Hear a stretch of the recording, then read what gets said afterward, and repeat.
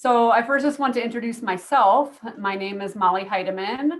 I'm the Director of International Student and Scholar Services here at Miami. Been here since 2008, so I think I've had the pleasure of working with all of our alumni and now all of our current students. We're really excited for this event this evening. We had a similar event a couple days ago with alumni who are working outside the US, and this event is focused on alumni who are working inside the US and who've agreed to share their experiences and their insight and their advice. We do have several other staff members who are present here who will be helping to facilitate discussion or monitor the chat, which I'll explain in a moment. But just to let you know who is here, two of my colleagues from ISSS, Dan Sinitar and Yuchen Rodriguez, our coordinators are both here with us. Two staff from the Career Center, so Takia Howard and Shayna Smith, who are representing the Career Center this evening. And then Ellie Witter from our alumni office is also here with us. So, and with that, I think we're ready to go ahead and get started. I'm going to ask the panelists to introduce themselves briefly. As I mentioned before, just, name and where you're from and what you studied and when, and then essentially what you're doing now. And you can feel free to mention where you are. I'm not sure what time zone everybody's in, although you're on the US, so that's a little easier than, than a couple days ago. So I'm just gonna go in the order that you are on my screen, I think, and start with Sutharzan. I know I'm still not saying your name correctly, I apologize. Hi, so my name is Sutharzan. So I normally go by Sudha, the short version. So I am actually from Sri Lanka, and I came to Miami University in 2011 and finally got my PhD in 2019. After that, I went for a research position. So I was a research fellow at the University of Michigan Medical School, and now I'm continuing that training at the Cincinnati Children's Hospital. So I'm kind of in the process of joining there. So that's about it. Fantastic. Jugal. Hey everyone, my name is Jugal Jain, and I know it's a difficult name to pronounce, but I usually tell people it's like frugal, but with a J. Hope that makes it easier for some of you. But I'm from Mumbai, India. I studied mechanical engineering and entrepreneurship while I was at Miami, and I graduated in May 2020. And currently I'm working as a manufacturing associate at Honda of America Manufacturing here in Marysville, Ohio, close to Columbus. And that's me. Thanks. And Yuchen? Hi, everyone. My name is Yuchen. So I'm from Beijing, China. I graduated from Miami University in 2011. And my degree is in Bachelor of Science in Computer Science. So I'm currently working as a machine learning engineer for Apple. I'm in the Cambridge, Massachusetts office. Thank you. Song? Hi, everyone. It's nice to meet you. My name is Zhang. I graduated from Miami. I'm a class of 2015 with a major in finance and a minor in decision science. I'm a currently manager at Deloitte based out of Chicago. Great. Marcel? Hi, everyone. So this is Marcel. I'm from Cameroon. So I went to Miami in 2011, graduated 2013 with a master's in physics. And then I moved on to Florida State for a PhD. So I currently work as a data scientist for CVS Health in Chicago. Okay, and Sunita? Hi, everybody. This is Sunita Yusuf. I am originally from Bangladesh. I moved here in 2011. I transferred my credits from my college from back home. I graduated in 2013. My major was management and information systems originally, which changed to information systems analytics by the time I graduated. And I have been in Ohio ever since. I'm in Columbus right now. I worked at Bureau of Workers' Compensation nationwide, and now I'm a program manager at Amazon. Wonderful. So we do have we have a wide variety of fields, a wide variety of degrees that you all have earned. So I think we should get to hear a wide variety of insights and experiences from all of you. So we're going to go ahead and get started with our questions, and anyone's feel free to jump in and answer these. But for my first question, I'd like to ask, how did your experiences at Miami, whether curricular or co-curricular, help you in your first job that you got after graduation or in your ongoing career development? And I am going to pick on Jugal to start first because I told him I would, because he's our most recent graduate. Thanks so much, Molly. So could you repeat the question for me real quick again? Sure. Curricular and co-curricular activities. I spend a lot of time at Miami engaging with student services and residence hall, and I work for the newspaper, and I feel like those three jobs, especially an RA, the IPO, the photo editor for the newspaper, and those things have helped me develop my leadership skills a lot, communicating with people, being able to know them and building a team versus a group, which I feel is a big difference. And just being able to work together, I feel those three are the biggest qualities that I feel I've gotten out through my experiences at Miami, and those have helped me really a lot at my current work. And yep. So kind of following up with Jugal, I was also an RA at Miami. So I think there are maybe three like big things here. First is curricular activities, which is all my classes really have kind of given me the knowledge at the very least, the basic knowledge for me to start. Right. I think not saying that will be the end all be all of everything, and you learn so much more as you start your career. And I can safely say that I probably have picked up a lot of knowledge post-graduation as well. But it has given me a good starting point for me to kind of pick up other knowledges and allowed me to kind of get into the field that I'm in right now. Secondly, I was an RA, as I mentioned. So as an RA, you do a lot of conflict management, and you have to kind of face people in difficult situations and have tough conversations. As a manager, I am forced into some of these situations, whether that's internally or with clients, and that's given me the ability to do so. Third, I was a member of a business fraternity when I was in Miami, and that there's a lot of team activity that goes on as a business fraternity, whether that's projects or client like small sales that we did with clients, and team effort and being part of a team is a huge thing, especially I'm sure it's for everybody, but in consulting, because we're such a tight-knit group when delivering. So, it was an invaluable experience that allowed me to kind of develop that skill and also leverage that post-grad. And I saw a chat come through, which business fraternity. It was a PSC, Pi Sigma Epsilon. Yeah, so I wasn't an RA at Miami, but I was lucky to get a student job at one of the tech offices that in the EHS department. Is basically to help the faculties with their computer problems. I think it was actually a very valuable experience for me because in that job I kind of have the chance to talk to a wide variety of people, professors and lecturers in the department. And for me, English is not my first language.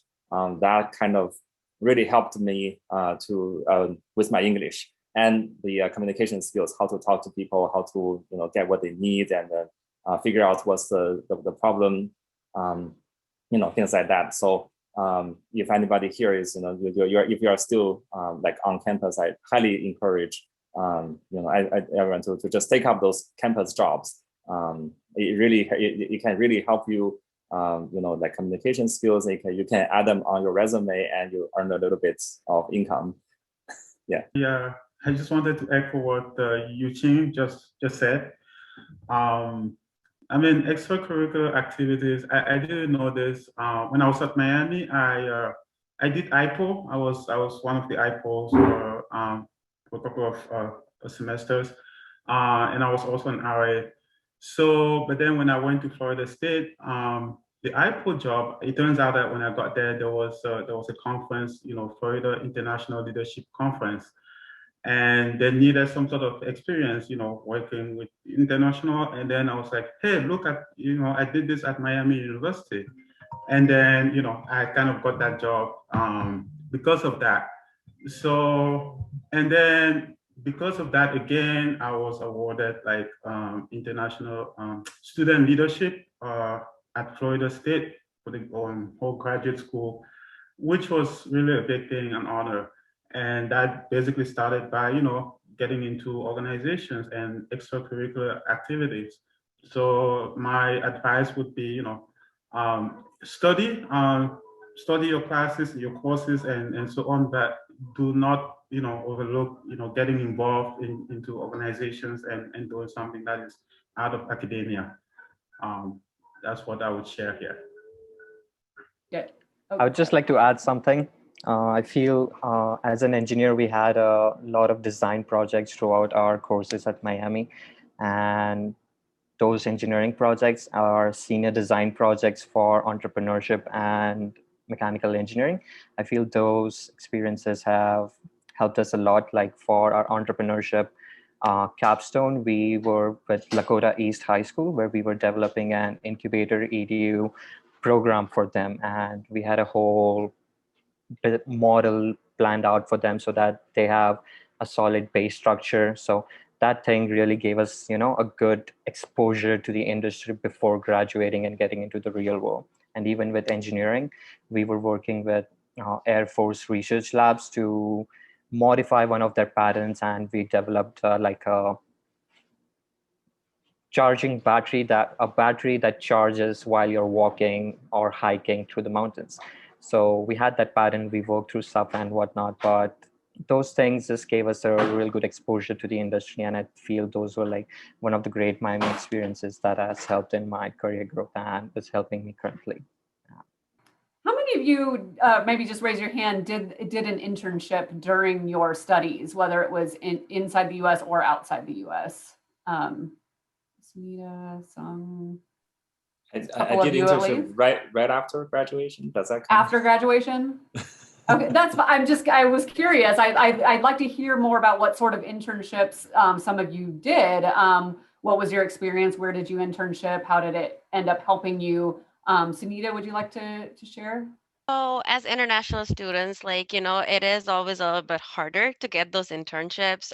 We have the paperwork like CPT we have to apply for and everything. So I did struggle a little bit, like looking for internships at first, but then I had the idea of trying to look for remote internships where it's a little bit easier. So I got in touch with a company in California. I think it was called Course Hero. It's been a while. So basically, it was more for it was a nonprofit organization where we would try to gather class notes and everything so that we could turn them into some sort of a curriculum and then hand it off to the third world countries where we were trying to provide for education. It was a very interesting concept and it was not related to my major at all. But this was something that I thought of trying it out just for my experience, even just to understand. It was more related to marketing and my major was ISA. But I did not have to go through the process of filing for CPT because when you do it outside of school, you have to file for this paperwork. And I think it was a little bit harder for me at that time. But I would definitely suggest trying it out because right now, in this IT economy, everything is so available remotely. There are so many kind of jobs, and always do not focus on trying it out that is related to your major. I would say try out something that's probably, if you're in the business school, maybe try it out on a different major, or even just something that you think will give you experience in the outside world. So I did 2 internships when I was in Miami. So I did the first one after my sophomore year, and this is a small tip for anyone who's in an honors program. I'm not sure. By the way, I'm not sure if this program still exists, but there was a program called Urban Leadership Internship Program. It's offered to sophomores and juniors, largely juniors, who want to have an experience in an urban setting. So Chicago, I believe it's Chicago, Cincinnati, and Cleveland. And the the commitment you have to make is you have to do an internship in one of these cities. They pay you a stipend, like a fixed stipend. So the firm doesn't have to pay you, which is a lot of times the blocker. And you also don't have to worry about CPT, I believe. And then you also have to commit to like a day of volunteering each week. So with those two commitments, they'll pay you a stipend to live in a city and do an internship with a company of your choice, and they'll kind of help you find the right company to intern with as well. So I did a nonprofit internship after my sophomore year, which was a blast. I made some really good friendships there, who I'm still friends with right here living in Chicago, and I see my then boss, my friend now, occasionally. And then after my junior year, I did an internship with Deloitte, which is where I got my return offer, and I've continued with them ever since. But to kind of echo Sunita's point, it is definitely harder with international students just because of visa restrictions. There are sites out there where you can research which firms sponsor visas, so you might want to use that and kind of target those companies first as you go through finding the right opportunities for you. Thanks. I'm sure we'll get into a little bit more about some of the work authorization stuff here in just a bit. I do want to just say that if any of the current students who are attending have questions about whether or not you need CPT authorization, be sure to talk to our office so we can advise you on that. Yuchen, you said you did an internship after graduation. Can you tell us more about that? Sure. Yeah. Actually, I almost forgot. I actually did like a volunteer or internship like while I was on campus, which actually required CPT. So I had to actually go through that. I want to echo both Sunita and Kim's point is that it is kind of hard to look for internship. So that summer when I was looking at internship, the only thing that it kind of suits my situation was a volunteer internship in Montana. So they don't pay you, but they provide like food and board. So I kind of went for the experience because they say you get to experience the Montana, you can ride horse.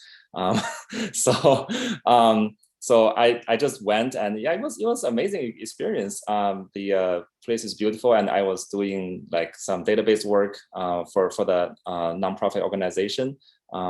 So I would say like if you're looking for like internship, even if you cannot find those like paid ones, you may want to try those like unpaid ones just to get your like resume built up. So that's that. And then so right after I graduate from Miami, because I know I was going to graduate school, so that summer I went back home and I found a startup company to do internship with that's more related to my field, which is computer science. So I feel like that's also a good way, like if you cannot find it in the US, you can also try in your hometown, which may be easier. That's great. So so it was in China that you did the internship before grad school? Yes. Okay, awesome. Well, continuing on the idea of that first job after graduation, I would just like to hear more about what it was like for some of you to find and obtain that first job after earning your degree. How did you go about getting that first job? And we haven't heard from you yet, Suthar, so I'm going to start with you on this one. Yeah. So I actually, did a PhD, right? So I spent kind of like a long time. So my experience would be like totally like somewhat different from like the experience most of the people had. So I actually start to, look job even like 2 years before graduating because I want to just explore. And that's one of the things I think I did right on that aspect. So I had like a lot of time to explore and look like what kind of jobs and, things like that. So I actually got the job as a research fellow position. It's kind of like a training plus position. And I got the job like 10 months before I graduated. So I already had the job before I graduated. And they were kind of like flexible and they let me take my own time, to write the dissertation and, finish everything. Right? And that job was in like UMich Med School, that's a training job and things like that. So that's kind of my first experience, right? But I did kind of like struggle, to find the right job. So it nearly took like 2 to 3 years to kind of like settle on a field and select a job. And like I said, because I did a PhD and it's a long journey, so my experience would be like totally different from other people's experience. Yeah, but I'm still in Ohio, so maybe I can probably share like a better experience. After I graduated in December, so it's always a little bit harder to look for jobs around that time of the year. It's in my perspective, because like usually people by the time graduate, they're in fall, and that's the time when companies start to hire a little bit more.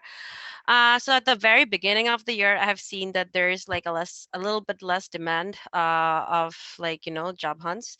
So what I did was I did apply for a lot of the bigger companies or the reputable ones, and it was one of the most of the thing. Like the hardest thing was obviously like the sponsorship area. Like, and the good thing is that if you graduate in fall, then big companies have like 6-month period to kind of keep you on probation and just think like if they have time to like if they want to sponsor for your H1b. But if you graduate in December and start looking for jobs in January, it's a little bit harder because a lot of people do not want to just sign up hiring you and like say that, okay, we'll just sponsor you in 2 months. They usually want to take like 6 or 7 months to make that decision.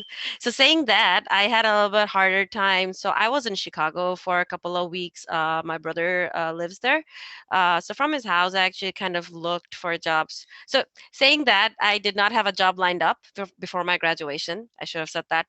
So I took a couple of weeks, applied for jobs in Chicago, and most of the time, like I had struggle for the same sponsorship issue. But so then I came back to Columbus, Ohio, because what happened was when I used to work, when I used to be in Miami University, I used to work at the dining hall. So like I was in touch with a lot of students who were like mostly friends, but they were also like alumni at that point because maybe I was a junior and they were about to graduate. So I actually had a lot of networking connections back in Columbus, Ohio because of that.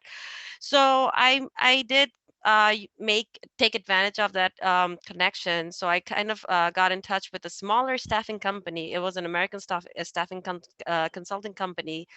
So they usually take you in and train you for a couple of months, and then basically start building up your resume, saying like how we did our internships and what kind of training we did. So they kind of helped me getting into Bureau of Workers Compensation. That was my first job. So it was a Ohio State agency. So it was a very interesting project for me. But saying that, my original plan was not to be in the engineering field.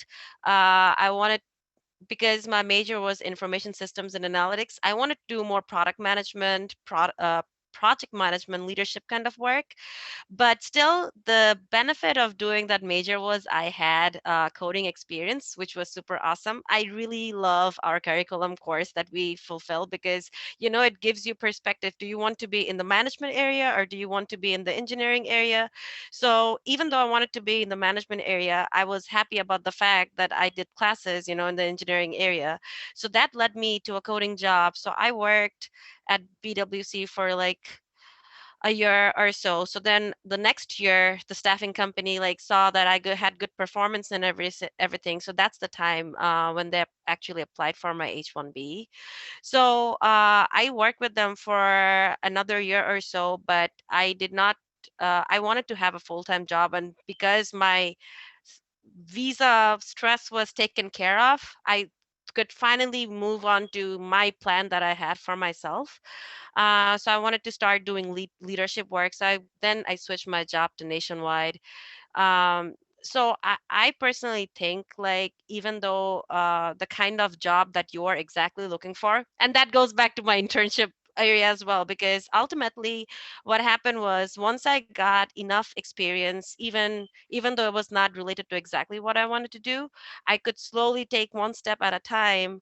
Like I started off as a software developer, and then I became a tech lead, and then I was like a subject matter expert, and then I moved to the program manager role. So it did take me some time, but if I feel like if you don't if things don't work out exactly the way you want it to be, maybe you can take some steps one at a time, like, to see where you want to land. So it's super helpful if you have, I think it's probably good that even if you don't land on the job that you really want to, I would say that start by getting your feet wet in the real world, and just to see, being around people gets you make more networks, and somebody from another department might like you, and might just offer you the job. You never know. So yeah, that's all I have. Some great advice about networking and taking advantage of Yeah. those connections, and Yeah. also just taking steps toward where you're trying to get to. I do want to add one thing though. One of the things for international students is definitely coming to a new country, and we are like, we always feel shy, because we are always a little bit shy, and like participating in classes and just like talking to people and stuff like that. Um, One of the best things I think I did was I used to work at the rotating shift in all the dining halls. So that, like, I pretty much have worked in all the dining halls, like, and Shriver is not even there anymore, but I used to work there too. So that helped me out a lot, because I was working with so many different kind of people, also different age groups, because we have our student managers, and then we have people back in the kitchen. So it's like you're talking to like all kinds of different people, and it's very interesting. Like, Sudha actually came to my wedding. Like, we haven't talked in like years, but that's the thing. Like, we built relationship around like working in different areas. So yeah, I would say, like, work on campus as if you can, like Marcel said, it gives you the extra bucks, but also at the same time, it gives you like so much more exposure to everything.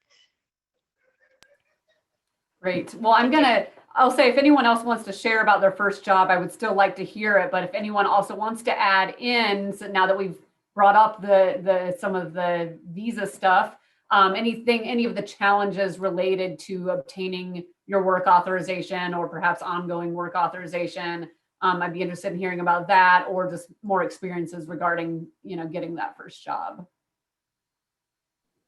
I can share something. So after graduation, I think I did not have a job lined up like before I graduated. I think I spent about 3 months of unemployment, which included 60 days after my start date of OPT, till I joined like a consultancy staffing company that Sunita was talking about, where they helped me train and develop my skills, build up my resume, and they helped me market my resume to potential clients. So I had been in touch with them for a long while, but the thing after the pandemic hit, and especially in the engineering industry, the hiring was really, really slow. They almost stopped. It was almost frozen, to be honest. But I was still training with them. And for me, luckily, two of my friends gave me a call like, hey, Jugal, like we are joining this job here in Ohio. Like, I think you might like it. Like, do you want to join? I'm like, okay, let me check it out. I check it out. It was that Honda. I'm like, okay, this is cool. I'm like, Honda, they're making cars, engine and whatnot. I'm like, okay. So made up the decision. And I think within 4 days, I was living in New Jersey at that moment. Within the 4 days, I packed up all my stuff, drove to Ohio, came here, and started my job. And that's how my first job started. It's an entry level job, and like Sunita was talking about, it relates a lot to networking. I'm planning to like network with people, see how it's crazy how things work out sometimes. Like, you might not know that you're going to meet that person likes you a lot, and I'm like, hey, I think you should be here, like, hey, check this out. So I'm hoping for that. I'm building those relations. And about the last question you asked before this, like the Miami experiences, I wanted to add that like career fairs and networking events, especially the networking events, I feel those networking events have more importance than the career fair itself, because you're actually getting a chance to like talk to people, not about the job. You're getting to know them. You're talking about their professional life, maybe a little bit of their personal life, what they do, where they live, whatnot. So that's one point I would like to add. Like, please attend all the networking events, even if you plan not to go to the career fair, because I made a great friend. He worked in Crown Services, and to be honest, I couldn't be more grateful for that, because I went to that networking event that my friend pulled me into to go. But it worked out well in the end. Yep. So. Well, I can share a unique experience in terms of H1b Visa. So as you may be familiar, you will need a H1b Visa after your OPT expires. I didn't get selected for a lottery after my graduation, which meant I had to leave the country. So I went to UK for 3 years and came back only January 2020. So I've been back for about a year, a little bit over a year now. But you know, to Sunita's point, I think this is super relevant. You know, just don't be dismayed by the small things. Well, maybe not small, but don't be dismayed by the hiccups that you have in life. Just, you know, keep working towards the end goal. Because I knew that this was a hiccup in my like 5-year plan, and you know, my life seemed like it was falling apart back then. But like I made my way back. I made my way back to US because I had a plan, and I knew I had the connections to do so. And the good thing about when you leave the country and come back is there's a separate type of visa called L1 that you can potentially come back in, which, like, I know this is not a topic for, it's not a session for that, but you know, just so you know, there's you know, other ways you can come back to the country.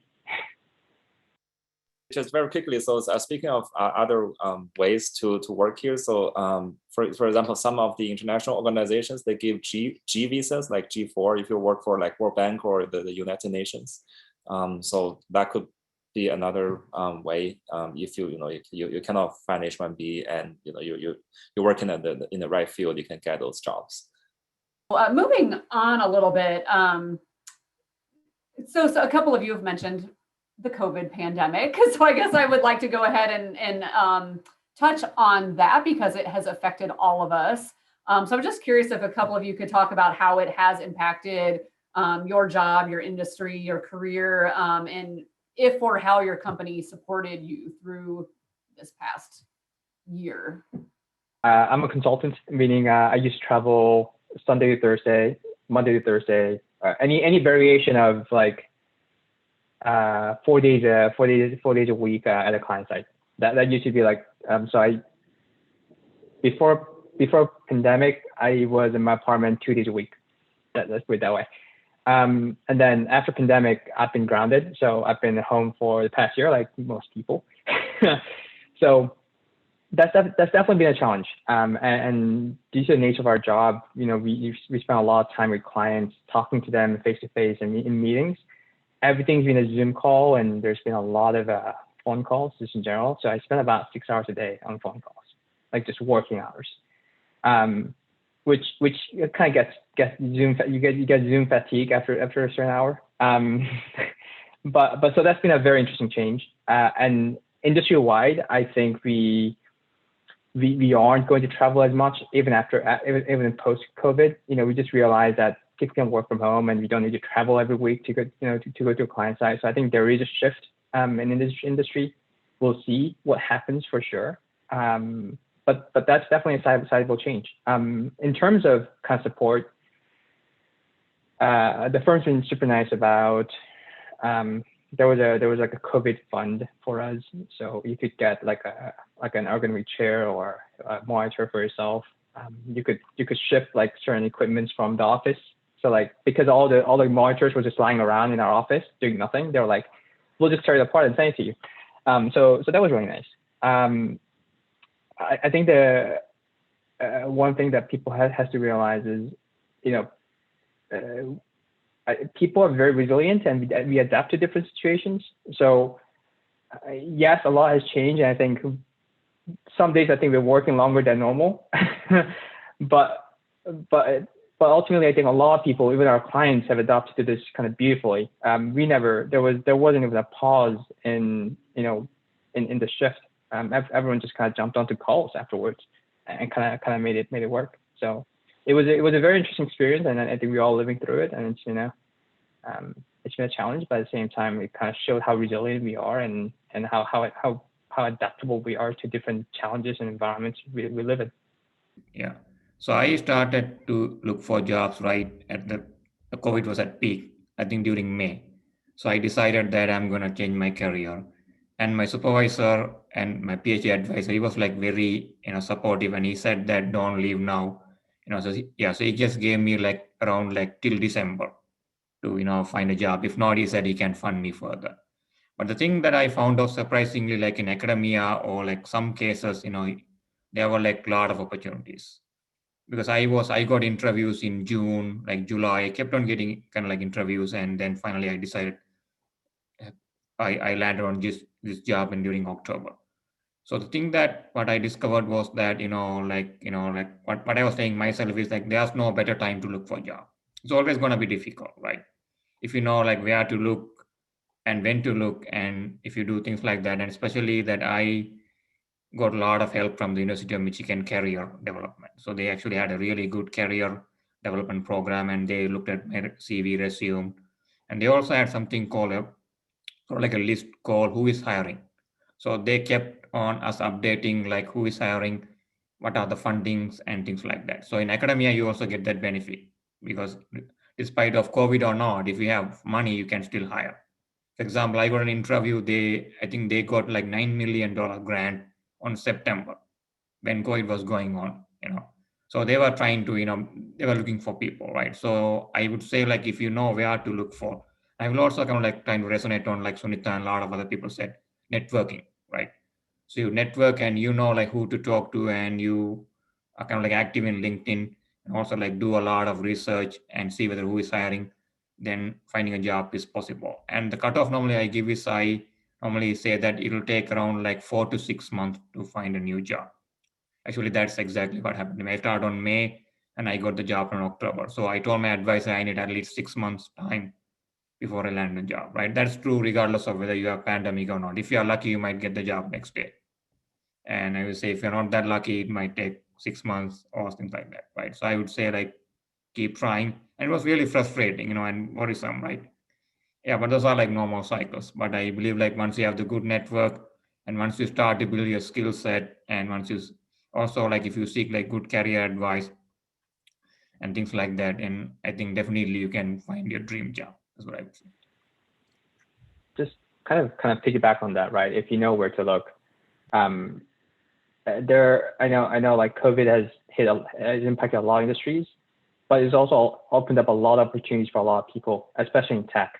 I know a lot of my colleagues who moved to Facebook, Amazon, Google, because all these companies have suddenly got a ton of business opportunities everywhere.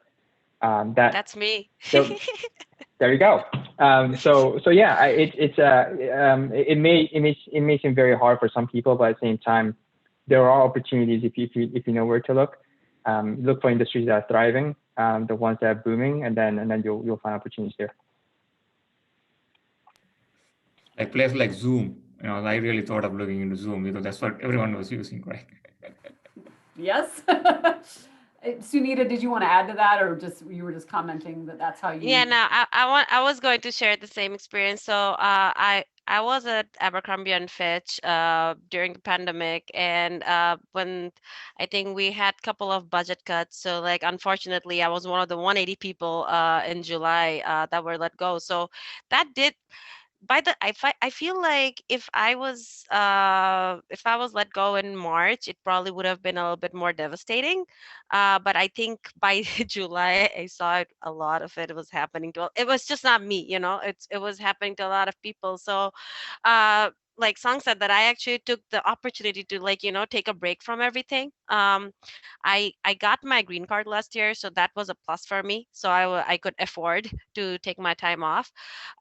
So I'll be honest about that. A lot of the big companies, if they are letting you go around this time, they're giving you a good severance package, and they help you with their professional career services, which is actually really great.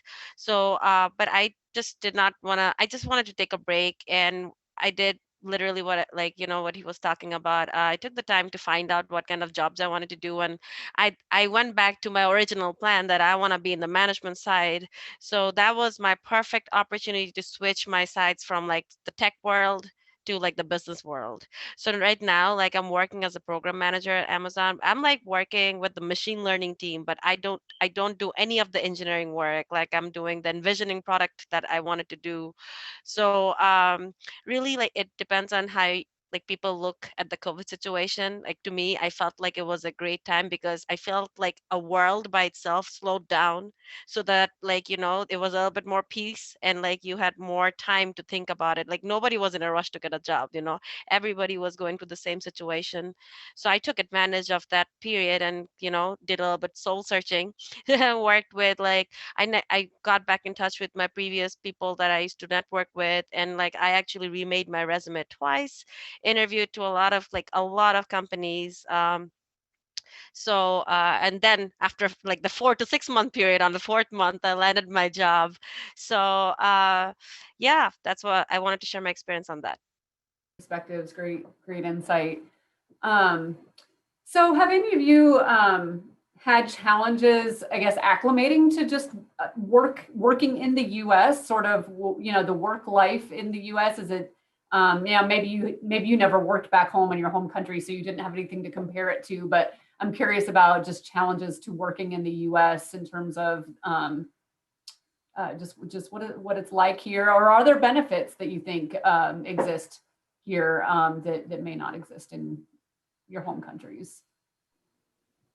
One thing I would like to mention is that, which is one of the greatest skills us international students bring to any workplace that will go, is diversity. And the thing about working in American companies is many international students come here with big dreams. They're like all around the places. And so the work culture and the team that you get into, there's always different perspectives coming from different cultures and backgrounds. So that adds a lot to the team. So that's what I want to talk. It's not really a challenge, but it's something that you would not be able to experience back in your home country, for as far as I know, because since US is like more of an international hub for many countries. So that's a really great thing, and I've loved that so far. And even at my time at Miami, like just being in these classrooms with like other international students and American students, it's always been a fun time hearing what everyone has to say. Yuchen or Marcel, I feel like we haven't heard from the two of you for a little bit. Any comments? Yeah, so I feel like, you know, when I first started my job, especially the kind of the more difficult time is the lunch break. So it's a little bit of you know, hard to talk to people during lunch, or to just talk whatever this, you know, things happening in your life, or, you know, a lot of the like Jugal said, you know, there are a lot of different people from different perspectives. So I think one thing I kind of found very useful is, you know, just don't like make judgment or you know, like things like that very quickly. You know, just listen and try to get used to, because, like, you know, when I first start working, you know, it's kind of a shock, like from the culture from my home country, you know, it's kind of different. But just after a while, after a couple of months, I kind of can, you know, start conversations with people, and everything just flows more naturally. So I guess I would say just don't hurry or like be frustrated if you are not very accustomed to the culture. Just you know, wait a while, then everything comes in naturally. In my case, as Molly said, you know, I've never worked back home, and, you know, here, always in school. And it was really my first job, and, you know, getting out of grad school and then getting into a job. So there was that shift of culture. So what I want to mention is that, at least for me, academia and, you know, industry, those are a little bit two different worlds. So the way you're used to communicating information, for me, for instance, as a technical person, and then I had to communicate now with business leaders, you know, that kind of understand a different language. It was a little bit of a learning curve there, trying to figure out how to make things, you know, understandable to them. So that's something that, you know, still comes back to the point of getting, you know, internship or in getting involved while you're still in school, and networking and, communicating organizations. So for me, it was a bit of a learning curve. And I just wanted to throw that out there, be mindful that, academia and industry, those are a bit different worlds. Well, probably one of the biggest challenges for me, going from a senior at Miami to someone like a basically bottom of totem pole is, you kind of go from, hey, I'm a senior, I kind of know a lot of things, to like a position where like suddenly you're kind of blank slate, you don't really know a lot. I'm not sure if other people have the same experience, but just like goes to show like there's so much more that you can learn after you graduate that, despite all the curricular stuff, like I mentioned to you, like those are like amazing like starting point, but there's so much more out there that you can learn. And I guess the advice here is, be humble and be willing to learn, because honestly, there's so many more, so much talented people out there. Like even now, I'm always amazed. I'm younger or older, who always teach me something new every day. Along those lines, I'd be curious to hear from a couple of you who have been working a bit longer. What has your professional growth been like? How have you changed and grown over the years that you've been working, and what's your next step? Yuchen, I'm going to start with you again because you're our seasoned alum here. I wouldn't call myself seasoned, but I did. I think I started my first job in 2013. So I've been working about like 6-7 years now. For me, it's kind of a perspective shift. When I first started working, it was like, okay, I finally started working. I can earn a salary. I can support myself. I can buy a car. It's very exciting. It's very exciting. But after a while, you start to think that maybe this job, is it really what I want to do? And do I want to work this job like another 5 years? Right. So that's when I started to think about this stuff. And then I actually started interviewing, and then I got to my current job. For me, I think the perspective change was that, like, one is that at the start of the career, everything is new. It was exciting. But at this time, I start to think about more about what I want to be in next like 3 to 5 years. For example, so in my case, I'm in the machine learning field, and this field is growing extremely fast. New things comes like every day, basically, and then there are so many papers, and there's like so many conferences happening, and the things that you learned like a year ago may already be out of date. So I see that as a challenge, and also as an opportunity. And also I'm thinking, if I'm going to stay in this field in the next 3 to 5 years, I cannot just say, okay, I learned this thing back in school, I'll use it for my life. No, that's not gonna work. So I kind of made the plan for myself to continue my education on myself.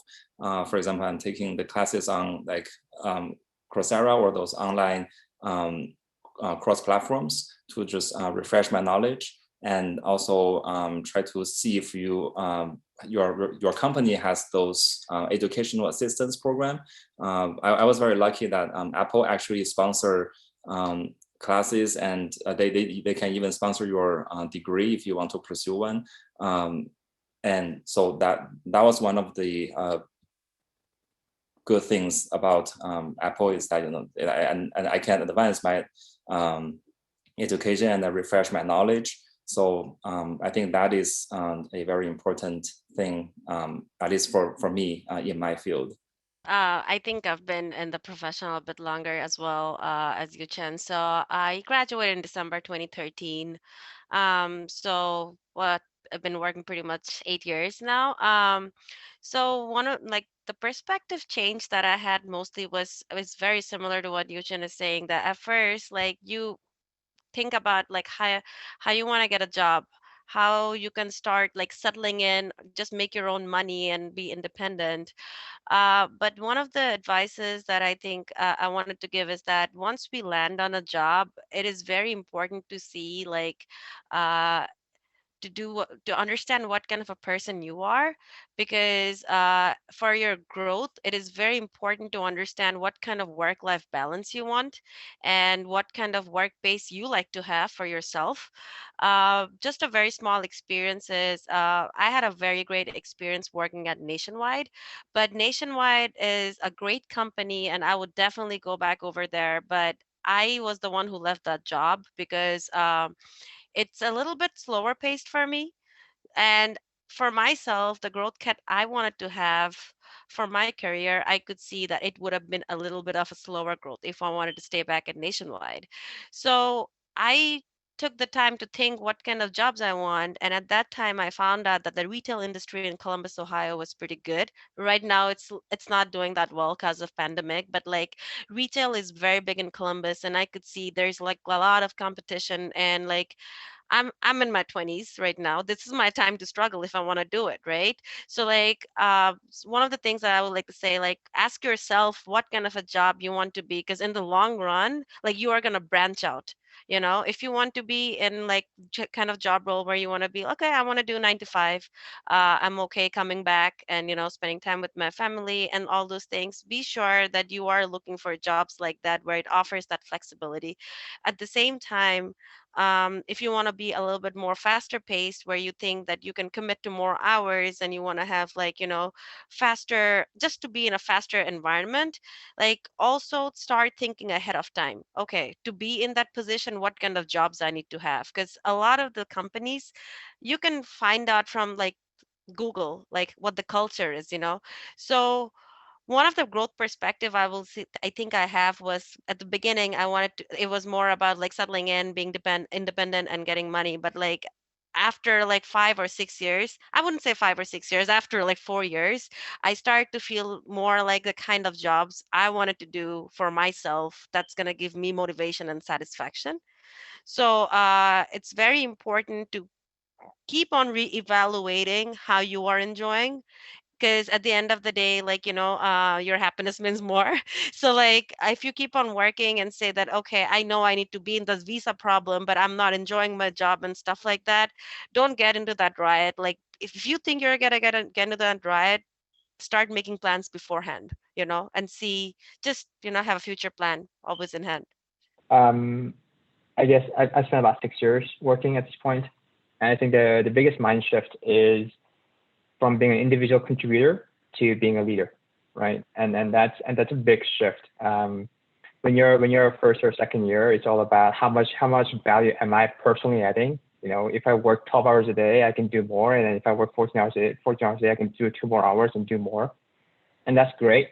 But as you go up, and you'll realize this very quickly that in a corporate environment, it's not just about you; it's a teamwork, like I said earlier. And you just can't do everything by yourself. You just don't have enough expertise or enough time in the day, enough energy to do everything by yourself. So as I've grown, further into my career, I've realized the importance of building a team around you, building a sense of community within my own team to help each other out and to support each other. And being a leader means supporting your junior people and being there for them, and that takes a while because it's really hard to delegate and give something else, hand over the responsibility, because you're like, I can do this better.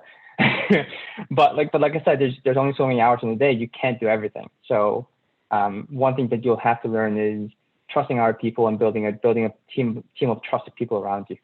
But I wanted to pause for a moment and ask my colleagues, I think Shayna or Yep. I think, yeah, if any questions came in that we could.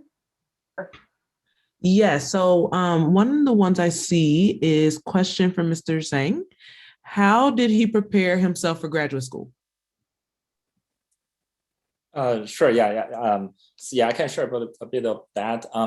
I actually, it was like more than 10 years ago, so I kind of already a little bit fuzzy about the timeline wise, but I do remember, if you sure that you want to go to graduate school, you need to look for the timeline and then make sure that you stick to that timeline, because I think it's in your junior year that you need to start preparing for applying, and then in your senior year, you actually already get the result.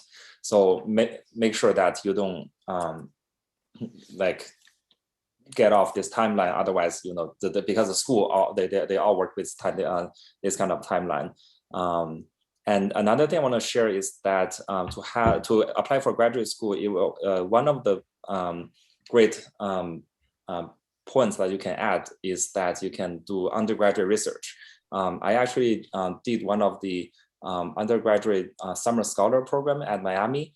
I think the program is basically, you can find a professor as your advisor, and then he or she can guide you through like a research project that that you pick that's relevant to your field and you're interested in, and you spend like 2 months, maybe a little bit more in the summer to work on that project.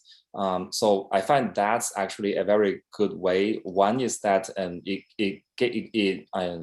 you have something to write in your like personal statement, and the other is that you can actually get a flavor of what like doing research is all about, and like by getting your hands dirty early in your like education, you can know, okay, whether research or graduate school is actually a good way for me, or like, well, will I be suitable?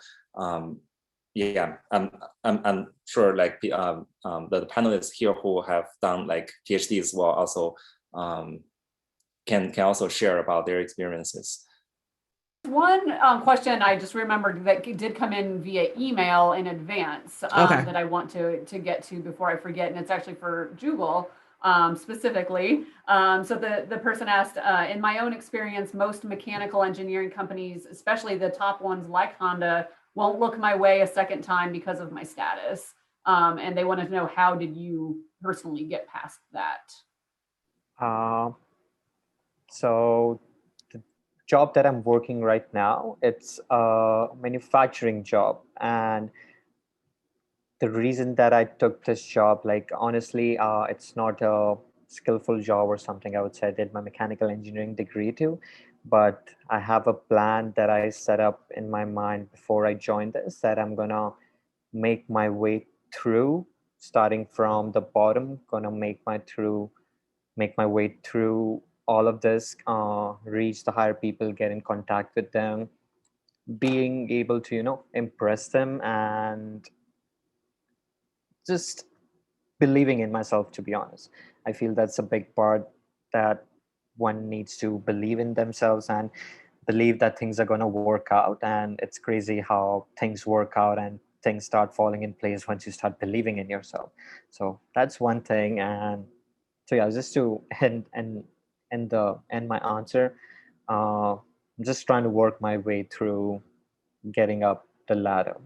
I think I just want to give each of you time here at the end to just give sort of your final advice, insight, inspiration to the current students who are with us or who may be listening to this in the future through the recording.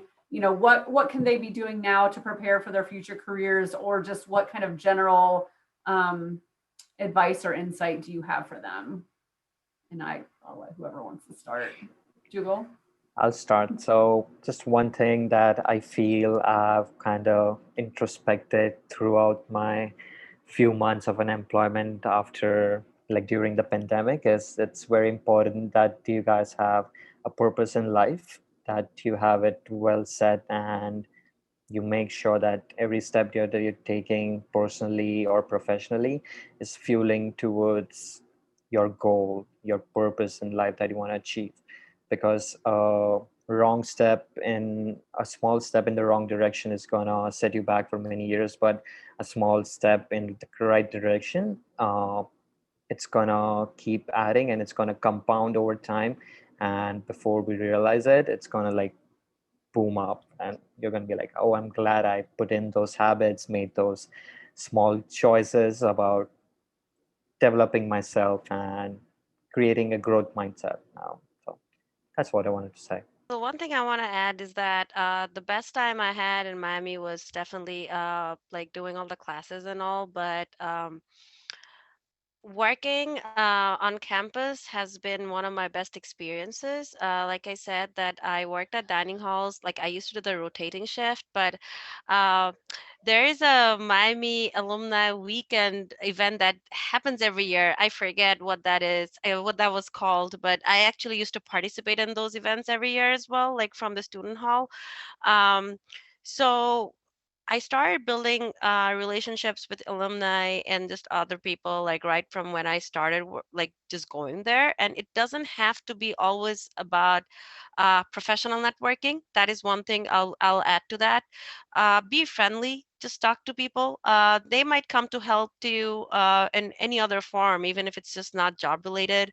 I have made friends with like like Miami alumni just from attending those events or those careers and everything. And even though I probably have not ever worked for them, we're like on Facebook, and it's just something that um I would say might come useful to you. And also as you start like talking and like working at these places, you're going to work with different kinds of people. Like say if you're working at a cashier at a dining hall, you'll be like talking like to so many different people, and that is something that I think have personally given me like a lot of exposure and like has given me more confidence as a person.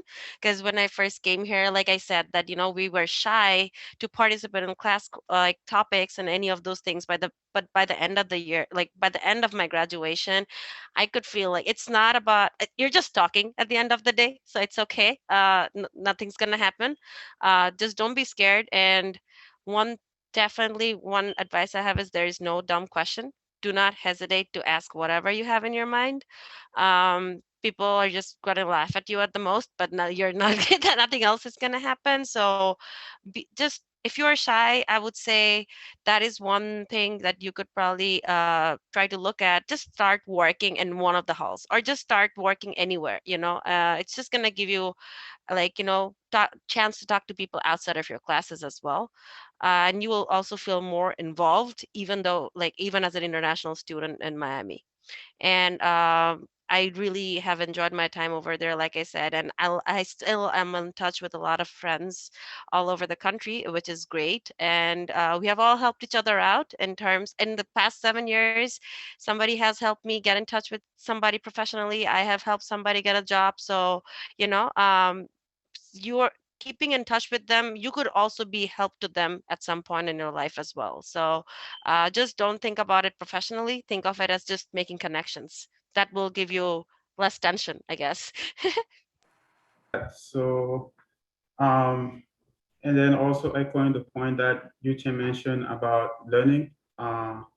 So things change pretty fast, mostly in the tech.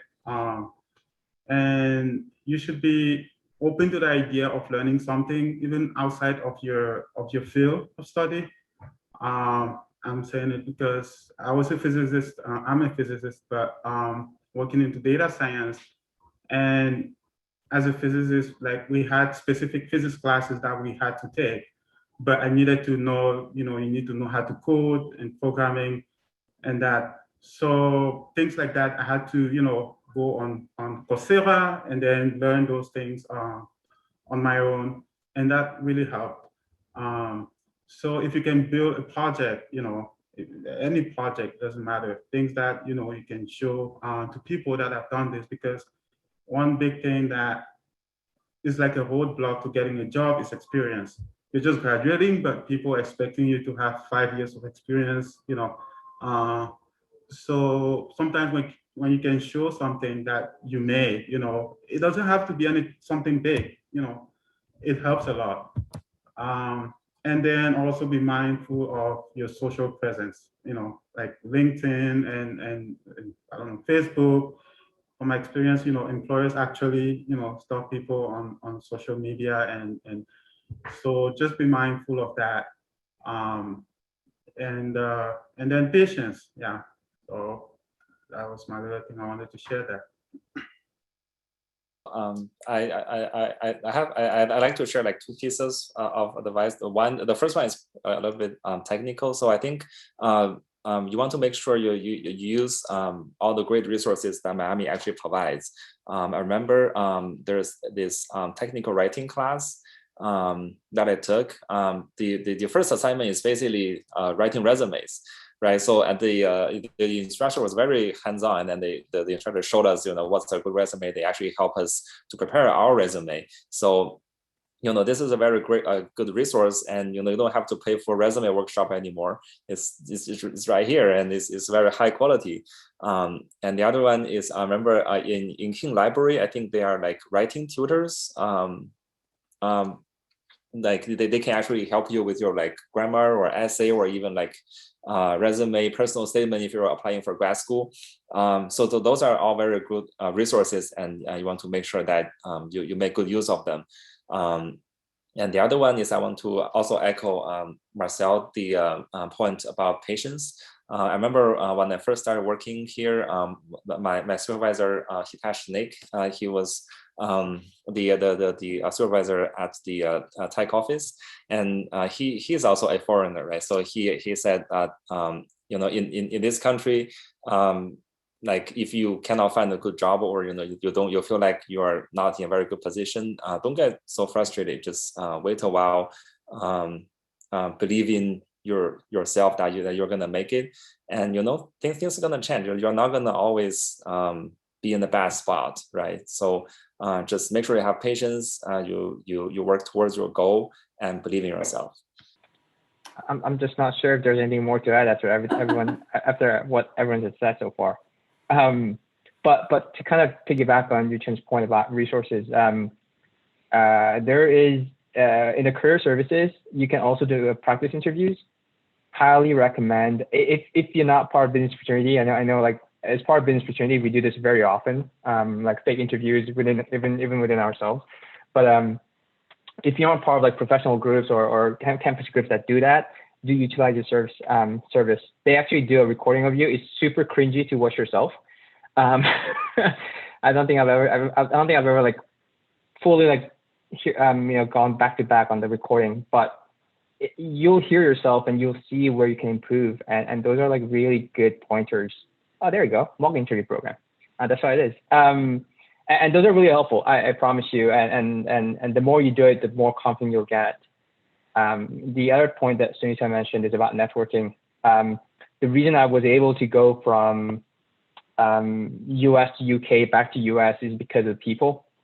People supported my move to UK. They opened doors for me and got me in touch with our people. And when I wanted to come back, it was people who pulled me back to US and said, hey, we'll create job openings for you so you can apply. So don't ever underestimate the power of networking. But having said that, it's not transactional. Know that it's not transactional. It's a human thing. Just be nice to people, be humble, pay forward. I'm only here because of all the people who paid it forward for me, and this is me paying forward. I encourage everyone to do the same. Yes, I think pretty much everyone kind of like summed up, they told everything. And one of the best advice I got recently to find out whether a job is suitable for you is to start to write the cover letter.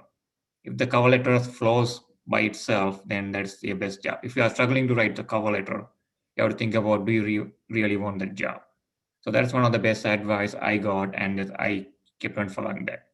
And the other thing is like to do like informational interviews, right? You can contact people in LinkedIn, and so far I don't have that much success, but I've been told, I've seen a lot of people do that.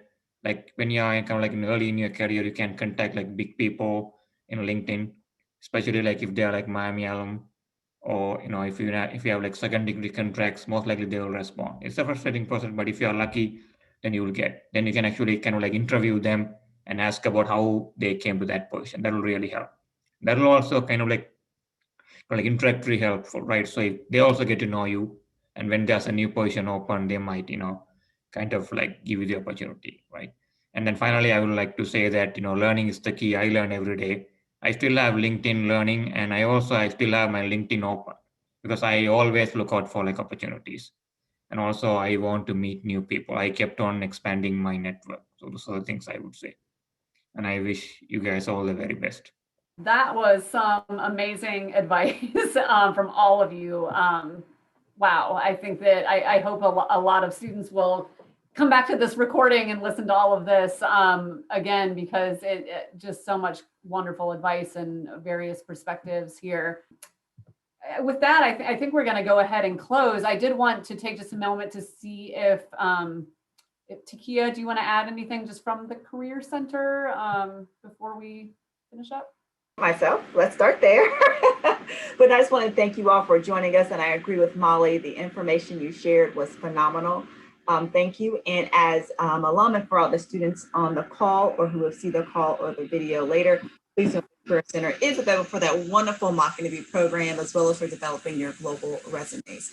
So thank you for attending as well. Thanks, Takia. And I know Ellie put in some information about Alumni Weekend, and so you can those of you who are alumni can think about that and check that out. Thank you so much to all of you, the panelists, for giving of your time and your insight and your inspiration. This was a fantastic discussion. We really appreciate it.